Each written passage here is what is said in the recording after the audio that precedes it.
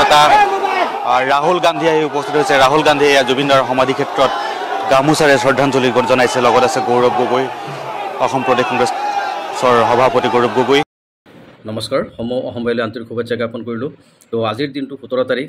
তো আজি ৰাহুল গান্ধী আহি পেলাই জুবিনদাৰ সমাধিস্থলীত আহি পেলাই উপস্থিত হৈছে, তেখেতৰ শ্ৰদ্ধাঞ্জলি জনাইছে। খুব ভাল লাগিছে। ইয়াত বেয়া পাবলগীয়া একো নহয়। কথা হ'ল কি, ৰাহুল গান্ধীয়ে হওক বা নৰেন্দ্ৰ মোদী ডাঙৰীয়া হওক বা যোনেই নাহওক, আমাৰ কথা হ'ল কি, আজি যি পৰিৱেশ দেখা পাইছে গোটেই ভাৰতবৰ্ষত অসমৰ মানুহবিলাকে আজি দেখা পাইছে বা ছ'চিয়েল মিডিয়াত যি আপোনালোকে শুনিব পাৰিছে, এটা কথাই শুনিব পাৰিছে, উই ৱান্ট জাষ্টিছ।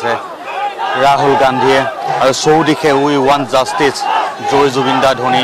যি কি নহওক, আহিছে, শ্ৰদ্ধাঞ্জলি জনাইছে। কি কৰে আপুনি কৰক, কিন্তু এটা কথা কি, জুবিনদাক লৈ পেলাই ৰাজনীতি সৃষ্টি নকৰিব। ইয়াত কংগ্ৰেছৰ যি বিষয়ববী আছে, মন্ত্ৰী MP ৰকিবুল ডাঙৰীয়া বা গৌৰৱ গগৈ ডাঙৰীয়া, আৰু বহুত কংগ্ৰেছৰ ভালে হেৰি আছে, নেতা আছে ইয়াত। তো আশা কৰিছোঁ আপোনালোকে আহিছে, ভাল লাগিছে, কিন্তু জুবিনদাক লৈ পেলাই আপোনালোকে ৰাজনীতি নকৰিব। এটা কথাই, এটা ধ্বনি আপোনালোকৰ কাণত আজি শুনা পাইছে, অসমবাসীয়ে শুনা পাইছে। এটা ধ্বনি আছিলে, সেইটো আছিলে কি, উই ৱান্ট জাষ্টিছ। তো অসমৰ ৰাইজে জাষ্টিছ বিচাৰি আছে, জুবিনদাৰ ন্যায় বিচাৰি আছে। তো আশা কৰোঁ আপোনালোকে এই জুবিনদাক লৈ পেলাই ৰাজনীতি নকৰিব। আপোনালোকে আহক, শ্ৰদ্ধাঞ্জলি জনাওক, পৰিয়ালক লগ ধৰক।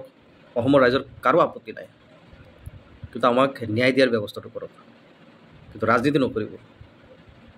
আমি অসমবাসী এটাই আশাত আছোঁ, তো আমি ন্যায় কেতিয়া পাম? তো আমাক ন্যায়টো দি দিয়ক, বাছ, জুবিনদাৰ আত্মা শান্তি পাব।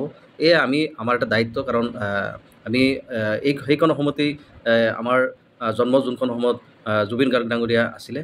তো সেইখন অসমৰে আমি বাসিন্দা। আমি বিচাৰোঁ যে তেখেত আমাৰ মাজত নাই, চিৰকালৰ কাৰণে তেখেত আমাৰ পৰা বিদায় নিছে।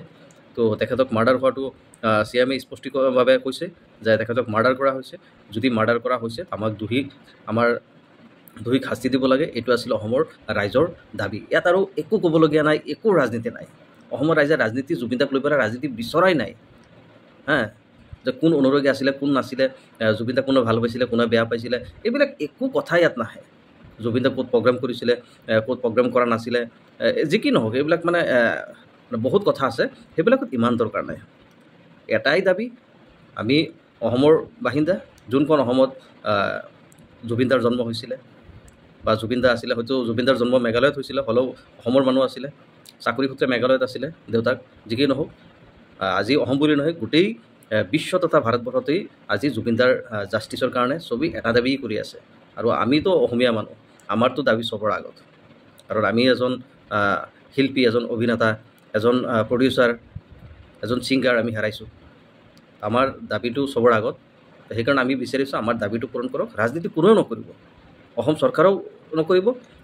ৰাহুল গান্ধী ডাঙৰীয়া আহিছে, আপুনিও ৰাজনীতি নকৰিব। আহিছে, ভালে আহিছে, ভাল কথা। পৰিয়ালৰ লগত যোগাযোগ কৰক, সমাধিস্থলীত গৈছে, ভাল লাগিছে, কিন্তু ৰাজনীতি নকৰিব। জুবিনদা কিন্তু ৰাজনীতি খুব বেয়া পাইছিলে। এয়াই আছিলে, আৰু এয়াই কিন্তু অসমৰ ৰাইজৰ শেষ দাবী, আৰু একো দাবী নাই।